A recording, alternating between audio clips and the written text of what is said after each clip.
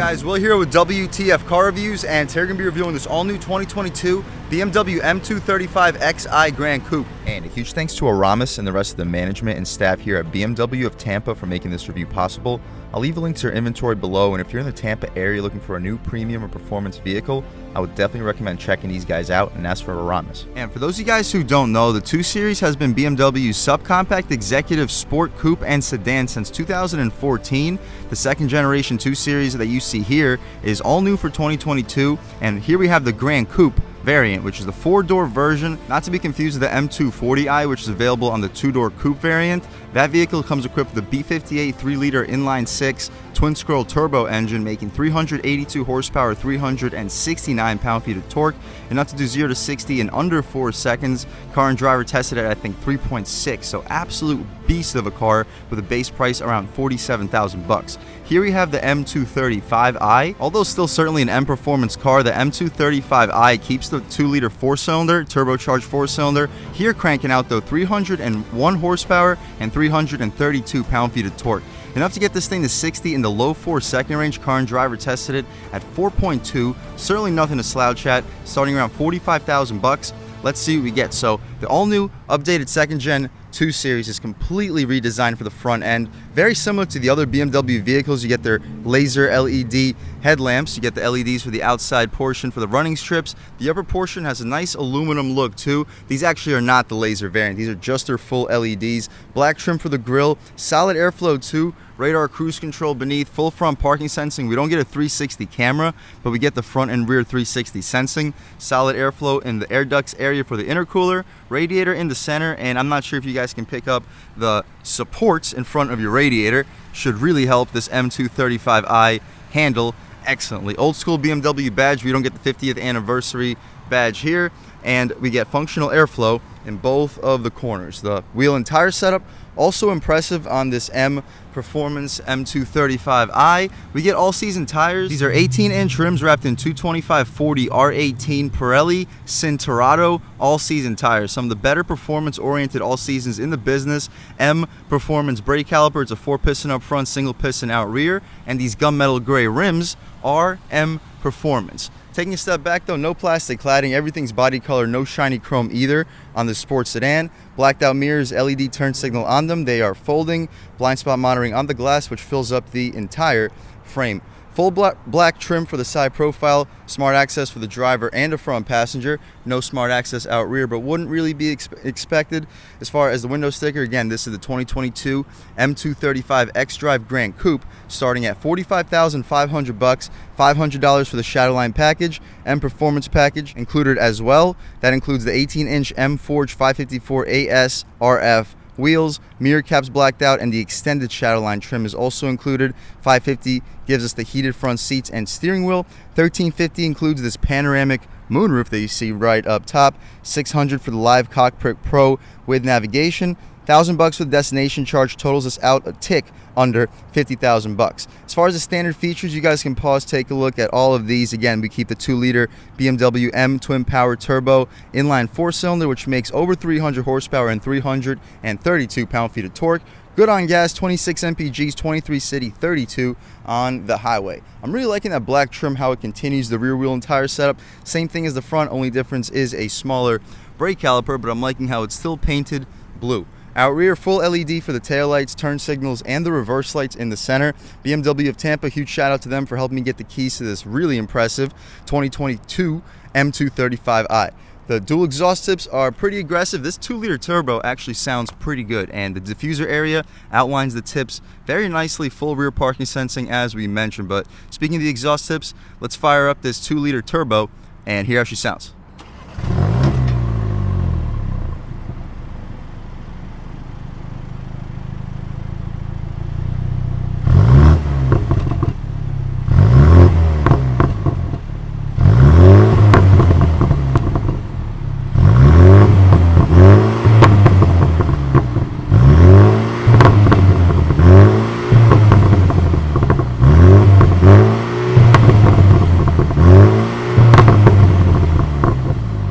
Alright guys, that was the sound of the 2-liter twin-scroll turbo sold by BMW for the 235 M235 xDRIVE+i, and it sounds surprisingly good for a 2-liter turbo, cranking out over 300 horsepower, 332 pound-feet of torque, enough to get this 3,500-pound sports sedan to 60 around 4.2 seconds, making it a no-joke performer. I've seen some sources say that this sports sedan weighs 2,600 pounds, but that seems a little bit light to me. I think it might have been a typo that a lot of other journalists went along with. I think the 3,600 pound weight range is a little bit more realistic. Also attached to this strut tower brace is additional supports in both of your corners connected to the front of your chassis, including 2 additional supports in front of your radiator. So performance wise, this is the top of the line 2 Series Grand Coupe. Of course, the 240i, the M240i for the Coupe itself, the 2-door Coupe, will make a lot more power with the B58 inline 6-cylinder. And for 2023, BMW is saying there's going to be a 2 Series M, so an M2 that we used to have back in 2021, 2020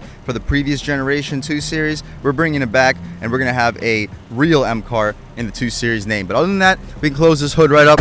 Doesn't take too much effort. We can get one last look at those beautiful daytime running lights. Those headlights are gorgeous. That shadowline trim really transforms this front end with all those black accents. But as far as the interior, for a sub $50,000 performance sedan, let's check it out. So stepping inside, soft touch materials up top, aluminum door handle, 2-person memory seats. That's an impressive feature. The middle portion's all leather. This faux carbon fiber is a nice accented touch. It's not genuine carbon fiber, but it still looks very cool. Speaker in the center portion, auto one touch for all 4. Power folding mirrors, 4-way adjustable, and this armrest area, it's nice soft black leather. Good graining for the hard plastic beneath. It's not lined with felt or anything, wouldn't really be expected. You'll fit a foot long, you'll fit a big gulp right next to it, and a trunk release in front. Stepping inside, we get an M235i nameplate. The seats are pretty supportive, not the most supportive. They're not like the crazy M bucket seats, but we still get perforated leather extensions for the thigh support. You get the recline, drop, lift, and slide, adjustable bolsters, and adjustable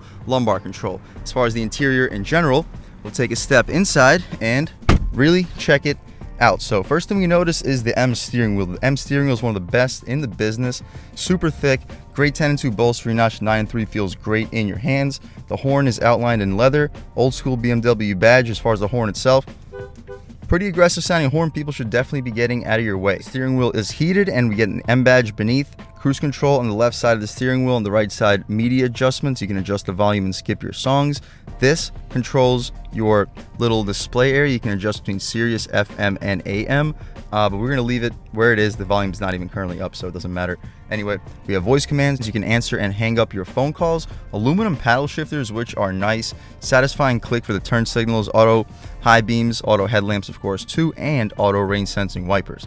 Nice feature for a sub $50,000 executive luxury sports sedan. Soft touch materials for the entire dashboard. Additional one of your speakers, 10.25-inch BMW touchscreen. Although this is an all-new updated model, we don't get the new 12.3-inch screen that you see on some of their other models, but the response is excellent and the resolution is actually surprisingly nice. I think this is nicer than the 12.3-inch touchscreen that we reviewed on the M8 competition. The resolution is similar, the response is similar, but I'm kind of liking this layout a little bit more. To close out of it, you simply press the home. You also get the car apps, communication, and media settings. As far as the car settings, you get the vehicle status, driving information, settings, carrying car, driver profiles, owner's manual, and regulatory modes. My personal favorite to look at all times would just be this home screen. The only thing I'm not really liking is how the screen is tilted towards the windshield. It's not towards the driver, so it's getting killed with sunlight glare. So if you're in a sunny day, it's not going to be quite as easy to see as screens that are mounted more vertically. But really a nitpicky complaint.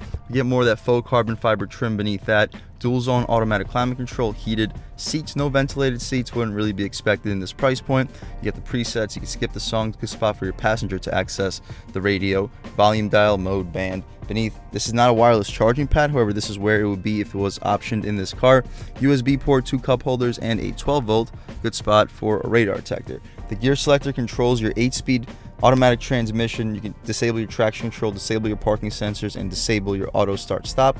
Engine start stop button, sport, comfort, and eco pro mode. Auto hold for the electronic parking brake. If you don't want to use your aluminum paddle shifters, you can slap this gear selector into the manual shift controls, and they're in the proper directions to upshift and downshift. Take a look at the backup camera. You simply push it forward. The parking sensors are currently making noise, so we'll move forward a little bit so the parking sensors aren't active. All right, cool. So we're looking at the backup camera. We get guidance lines and trajectory. Unbelievable resolution too. No 360 unfortunately, but we do get 360 sensing with trajectory and guidance lines. Check that out. So it shows you your front end swing. It probably also shows you your rear end swing once you're coming out. Very useful, high-tech resolution backup camera. Put it back into park. You simply press this park button and we stay in our backup mode. Even though the vehicle's in park, you have to actually press the home button to return to the home screen. Behind that, we also get a dial if you don't want to go through the touchscreen with shortcuts, media, home, map, communication, and nav. Back to with the options. Behind, we get a stitched center console armrest. It's not the softest, but it's soft enough as far as space. Pretty spacious. I would expect you to fit 5, maybe 6 12-ounce cans. Additional USB-C port in there. 2. The glove box. You can open it up. It's actually lined with felt for a 2 Series. I was not expecting it to be lined with felt. Spacious. I would expect you to fit between 20 and 25 license plates. You won't have any issues fitting a pair of shoes. We get an additional window sticker in here too. We get one on the window. Hopefully you guys had a chance to pause and take a look at it, but if you want to see one more time, here you have it. Put this thing back. Shut the glove box. Pretty easy to do so. Frameless rear view mirror, auto dimming too. The visor mirror is absolutely tiny. We do get a light though. Most of the BMW sports cars have laughably small visor mirrors, but I personally never really open the visor mirrors anyway. As long as the visor can keep the sun out of my eyes, no complaints personally. We can open up the shade for this panoramic moonroof. You open up the shade by sliding. Apologize. Opens up pretty quickly, but the moonroof isn't the largest. I understand it's not the largest vehicle overall either. It's still nice to get the panoramic moonroof. You can open it up by sliding it one more time. See how far it opens up? Pretty far. See if it goes any further. It does. We can poke our way out of here. It's a pretty hot day today in Tampa, Florida. Sunny, humid, and about 96 degrees according to this 2 Series. But that's about it though for the features. We'll leave the shade open so when we hop out back, you can get a good sense of how much light is brought into the cabin. And let's do exactly that. Hop in the back seat of the 2022 235i xDrive Grand Coupe. The back seat is locked. All right, guys, stepping in the back seat of the M235i. We get soft touch materials up top, more of that faux carbon fiber beneath, aluminum door handle, soft armrest stitching for the center portion, and an additional one of your speakers. Auto one touch, even out rear. Solid storage too. You're fitting a foot long with no issues, and you'll fit a big gulp in this absolutely giant cup holder. Hope you pick it up on camera. The rear seats, they're pretty basic. The padding goes all the way out to the door frame, so very couch-like, and the bolsters look pretty solid for a back seat too. We can move this additional sticker out of the way. As far as the space, I'm a little bit over 6 feet tall sitting behind my seat settings, and not the most space for my knees. I got like an inch or two before they would be starting to touch. Plenty of space for my feet though. I feel like I'm a little bit too reclined up front. If I recline the seat up a little bit vertically, I would have literally no issues back here at all. As far as headroom, I'm starting to run out of space. I got maybe an inch before my head would start to touch, so anybody over like 6'2" probably won't have the best time back here, but anybody under 6'2" should be here comfortably even for long trips. You can fit a third person in the center. The center armrest area has a string. Pull it, poke our way out. See 2 cup holders. You'll fit 2 16-ounce water bottles in there with no issues. And the armrest itself, pretty soft. For the leather, cargo nets behind both of the front seats. We get rear seat air vents, 2 USB-C ports, too. The interior lighting is LED. Nice. Ton of light brought into the cabin thanks to that panoramic moonroof. But that's about it for this interior, guys. Let's check out the trunk real quick and then take this 2022 M235i out for a drive. And I'm actually liking that black lip spoiler. I didn't mention it when we were walking around originally, but underneath that BMW badge is a button which hydraulically shoots the tailgate open. It doesn't electrically close it back down, but again, really not a big deal for a sub $50,000 performance sedan. Look at the size of this opening. This is a massive opening. The trunk itself is impressively large. I can almost reach the back seats, so pretty decent when it comes to depth. I can't actually reach them. We get some secret storage beneath too. I'd recommend just removing this whole tray and just using that little extra cubby for some additional trunk space. You get some, looks like some secret storage, could be a fuse box in there. On the opposite side, we get a cargo net, perfect for some groceries if you don't want them flying around. But we can shut this thing right up once we put a little bit of muscle into it. Walk around one more time. I'm liking those LEDs, the running strips for the taillights. We'll hop out front right now, take a look at the front styling one more time. I'm loving it. The side profile is aggressive. What a great update from BMW for 2022. Their cars are really some of the most impressive on the road. But speaking of the road, let's take this 2022 BMW M235i out for a drive. All right, guys, now we're just about seeing everything we need to see with the inside and outside of this all-new 2022 BMW M235i Grand Coupe. Let's take it out for a drive. And the first thing I noticed, the steering feels a little bit lighter compared to some of the other BMWs reviewed in this channel, but the ride quality still feels good. The throttle feels really strong. Wow, that was about like a third throttle, and we get to speed quickly. Try the paddle shifters. Nice, you hear the crackles and pops. But we'll test out this vehicle's turning radius as soon as this light turns green. All right, guys, testing out this car's turning radius. Hopefully that focus stays right where he is, and have about half throttle. Boost. Wow, it's such a strong feeling motor. This is a 2-liter. Wow, it does not feel like a 2-liter, that's for sure. It feels like a really strong motor. We can take a step out into this real highway as soon as these cars pass, and maybe we can even try an acceleration off the line. Looks like we can. Try out these manual shifts. Okay, off the line, on the gas, boost. Wow, this thing can get to speed real quickly. The brakes slow you down immediately. Looks like the highway has a little bit of traffic going on. Should be able to try a couple more pulls though. Third gear. Wow, just so strong. One more time. Third gear on the gas. Wow. Yeah, it's a very fast car. I could definitely see 0 to 60 happening in the low to mid 4s. This is a quick car. The torque is there. The power feels incredibly strong. Okay, right here. Nice. Throwing it in. The steering feels good. Torque. Oh my God, it's fast. I wouldn't have thought this car was this quick before driving it. If you would have told me that a 300 horsepower, 3,500 pound BMW is doing 0 to 60 in 4.2 seconds, I would have probably looked at you as if you were crazy. But after driving it, like, look at this thing on the gas. Oh, it's just so quick. It like legit kicks you in the butt.